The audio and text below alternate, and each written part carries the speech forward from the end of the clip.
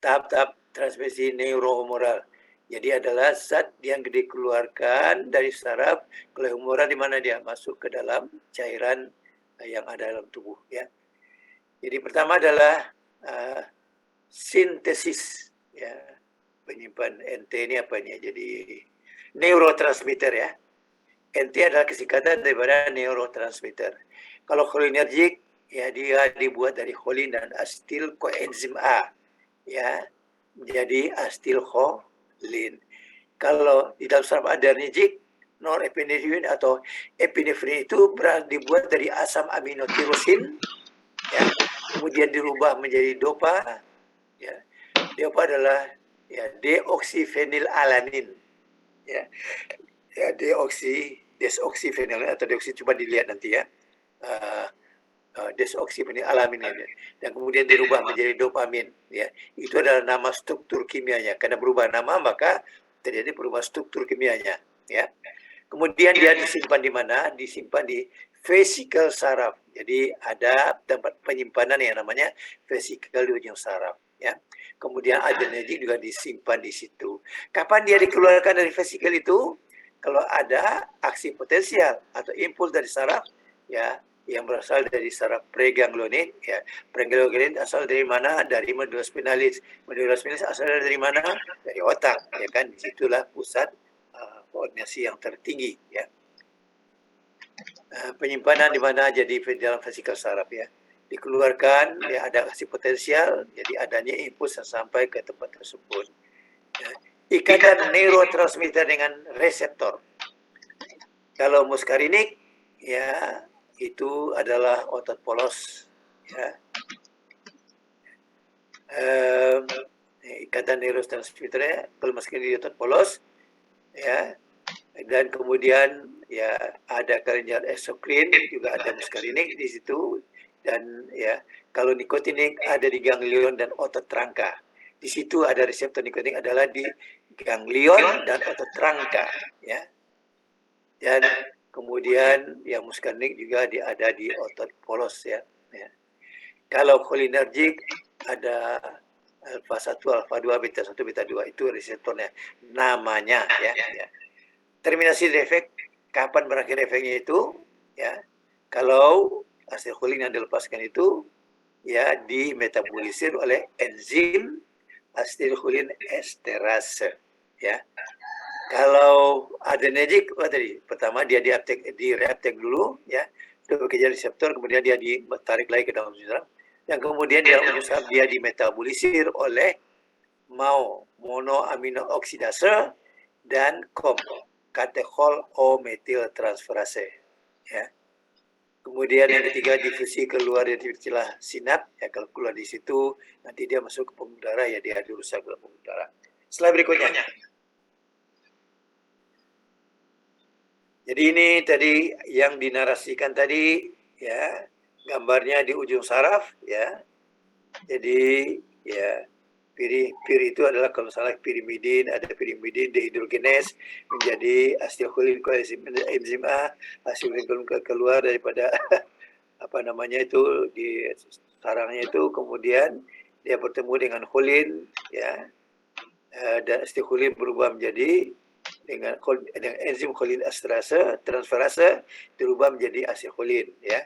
Asetilcholin mengalami uptake ke dalam vesikel dan kemudian dikeluarkan bila ada susunan rangsang saraf ya. Dia keluar lalu enzim asetilcholin dia dipisah atau astat dan cholin dan kemudian cholinnya disimpan. Karena itu nanti yang berharga lagi untuk dipergunakan lagi, disintesis lagi dan kemudian dikeluarkan lagi. Jadi ada siklus di situ ya. Jadi kita lihat asetilcholin yang keluar itu bekerja pada reseptor muskarinik ya. Kemudian juga ada yang bekerja pada reseptor nikotinik ya. Slide berikutnya. Oke, next slide please. Ya. Nah, kalau ini lagi gambar yang tadi barusan. Mana gambar yang sebelumnya tadi?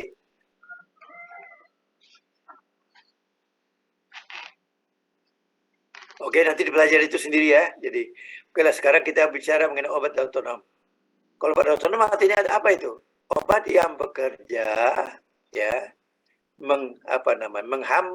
merangsang aktivitas saraf otonom atau menghambat aktivitas yang berlangsung di saraf otonom. Ya. Dan bagaimana cara bekerjanya? Yaitu bekerja pada sistem transmisi neurohumoral. Ia bisa menghambat di perjalanan impuls, dia bisa menghambat pengeluaran daripada neurotransmitter di ganglion atau di organ target. Ya, di organ target adalah di ujung saraf possinap. Ya. Dan obat otonom itu dibagi juga adalah obat adrenergik dan cholinergik. Ya. Jadi ada obat, kalau adrenergik ya dia mirip kerjanya sama sesar perangsangan. Kalau cholinergik sama ya perangsangan saraf cholinergik ya. Tetapi juga nanti akan kita lihat ada obat adrenolitik atau simpatolitik ya, ada juga obat cholinolitik atau ya cholinolitik gitu ya. Jadi atau parasimpatolitik ya. Jadi karena tadi di saraf simpatis dan simpatis ya ada dua-dua kalau di simpatis tadi kan yang beda dengan parasimpatis di ujungnya dia mengeluarkan norepinefrin ya. Tapi kalau di parasimpatis dia mengeluarkan tadi asetilkolin. Tapi kalau di ganglion ya kelihatannya tidak banyak beda ya.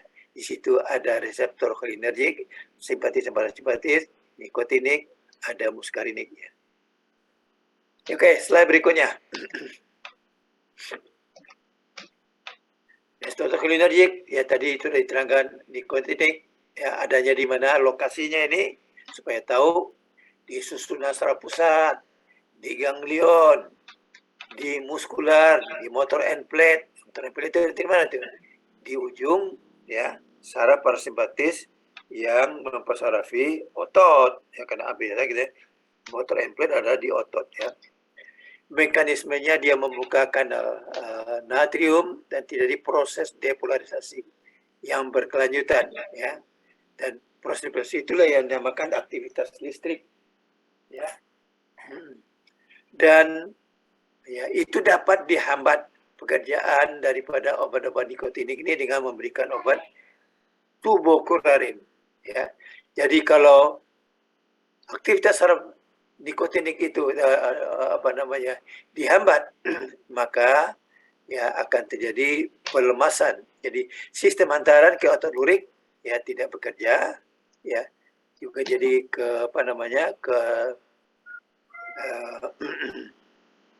juga datang ke medula natrium pengembang, maka ya terjadi penghambatan dengan tentu menimbulkan berbagai macam gejala yang ya barangkali menimbulkan penyakit ya. Sistem muskarinik adanya berbagai reseptor itu dibagi lagi atas 3 varian, M1, M2, M3. Kalau M1 ada di kanal eksokrin, ya di kanal ganglion. Kalau M2 ada di jantung, kalau M3 ada di kelenjar. Ya. Mekanismenya adalah mengaktifasi enzim fosfolipase C atau PIC dan protein G. Ya. Dan itu menyebabkan kalsium intrasel meningkat. Ya. Dan seterusnya yang menimbulkan perangsangan muskarinik di organ tersebut. Dan apa antagonisnya? Jadi antagonisnya adalah ya, atropin yang dapat menghambat kerja daripada efek muskarinik tadi. Ya, itu adalah atropin. Jadi obat atropin adalah bersifat parasimpatolitik. Ya. Nah, setelah berikutnya reseptor muskarinik ya. Kalau di jantung, ya efeknya yang terjadi adalah kalau dia dihambat, ya kalau dia bekerja aktif menimbulkan bradikardi. Kalau di pembuluh darah dia menimbulkan vasodilatasi. Kalau di bronkus menimbulkan konstriksi. Kalau di selancar menimbulkan kontraksi. Ya prestasi usus meningkat tadi ya seperti pada orang yang sedang istirahat tidur. Pada kalung kemih menimbulkan kencing, ya dapat mudah orang kencing, ya kan. Dan kepada kerja sekresinya meningkat, pada pupil tadi ada miosis ya. Jadi reseptor ini dirangsang. Jadi obat ini termasuk adalah obat cholinomimetik. Ya, jadi dia kalau obat-obatnya ya, jadi ya, ada yang cholinomimetik itu merangsang reseptornya. Ya, kalau ada obat-obat yang bekerja pada reseptor tapi menghambat aktivitas reseptor itu dinamakan cholinolitik ya. Slide berikutnya. Nanti akan kita lihat di bawah ya. Jadi autonomic reseptor ya, cholinergic, nikotinik, muskarinik ya, neuronal, ganglion, muskular ya, adanya di neuron, ada di ganglion, ada di otot maksudnya. Muskarinik M1, M2, M3, M4, M5 itu variannya. Juga mungkin berada pada organ-organ yang berbeda. Kalau cholinergic ada alfa, ada beta, beta adenergic atau alfa adenergic, tadi alfa 1, alfa 2 ya. Dan kemudian ada variannya alfa 1A, alfa 1B, alfa D, ya, beta 1, beta 2, beta 3. Jadi kenapa ada perbedaan itu? Karena ada perbedaan struktur kimianya. Dan semua itu akan juga menimbulkan perbedaan di dalam performance dari reseptor itu. Ada yang cepat bekerja, ada yang lambat, ya kan, seperti itu. Ya, ada yang kuat dan ada yang lemah. Dan ada pada reseptor tertentu. Nanti kita lihat lebih lanjut ya. Slide berikutnya. Jadi ya, sebaran daripada reseptor itu ya, dan kemudian ya kerjanya obat ya. Jadi bagi macam obat alergik ya kan, kita lihat tadi ada ya, ini sebarannya. Norepinephrine itu bekerja di A1, alfa 2, beta 1 tapi tidak di beta 2. Epinefrin di semua ya, reseptor alfa dan beta. Dopamin adalah ini obat ke bawah. Dopamin, dopamine, isoprenalin adalah yang diciptakan oleh pabrik obat ya. Sekarang juga norepinefrin dan epinefrin sudah dapat diciptakan oleh pabrik obat. Karena sudah dibikin dalam pabrik obat, namanya jadi obat ya kan. Kalau ada dalam tubuh ya tadi namanya adalah neurotransmitter ya. Oke. Jadi ini obat isoprenalin, salbutamol, topiramate, phenylphrine ya. Jadi kalau positif itu dia aktif di situ. Kalau negatif itu artinya dia tidak aktif ya. Jadi ini harap dicermati betul oleh mahasiswa. Slide berikutnya. Jadi sebenarnya otot pembuluh darah kalau dia diaktifkan di situ terjadi vasokonstriksi ya. Otot polos saluran cerna dan kandung kemih kalau dia terjadi relaksasi. Di hati terjadi proses glikogenolisis, glikogennya dilepas keluar dan nanti dari glikogen itu akan terbentuk glukosa. Kemudian dalam proses gluconeogenesis ya, terbentuknya kadar gula darah ya dari sumber yang bukan dari glikogen, gluconeogenesis ya. Kemudian pipilnya melebar, midriasis namanya. Kemudian ya kalau dia yang dirangsang alfa 2 itu adanya di sel beta pankreas menunjukkan penurunan sekresi insulin. Kalau dia merangsang ya adanya yang ada di reseptor presinaps ya, maka terjadi penurunan sekresi daripada norepinefrin ya. Slide berikutnya. Jadi di mana ada reseptor itu ya, beta 1 ada di mana? Ya, beta 2 ada di mana, beta 3 ada di mana, harap mahasiswa mencermati ya. Jadi mahasiswa rajin belajar ini ya supaya masuk dalam otaknya ya. Yang hanya dilihat saja tapi ya camkan di dalam otak. Ya. Jadi kalau ya oke. Jadi karena masih anak muda ya kan, pasti otaknya masih kerja bagus ya. Tapi kalau sudah tua seperti saya ini suka pelupa. Oh di mana tadi ya? Ya oke ya. Kemudian jadi sebenarnya lagi jantung sudah, ya kemudian ada lagi yang di beta 3 di jaring lemak, namanya itu akan menimbulkan proses lipolisis. Jadi jaring lemaknya ya akan dimetabolisir mengeluarkan asam lemak, ya itu maksudnya ya. Beta 2 tadi ya ada di bronkus, ada di uterus, ya ada otot rangka, ya di sel beta pankreas menimbulkan peningkatan sekresi insulin, ya di hati glikogenolisis, gluconeogenesis, ya. Jadi ini juga dicermati kan. Jadi kalau reseptor 1 itu dirangsang apa efeknya di jantung. Kalau reseptor 2 terangsang apa efeknya ya.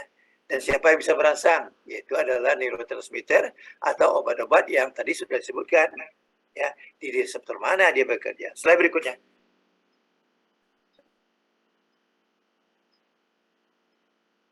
Ya. Untuk yang PPT ini sudah habis tuh. Jadi teruskan dengan adenergic ya. Oke. Ya tadi apa ya? Sudah keberapa kita ya? Ini baru satu ini dok. Ya. Tadi topiknya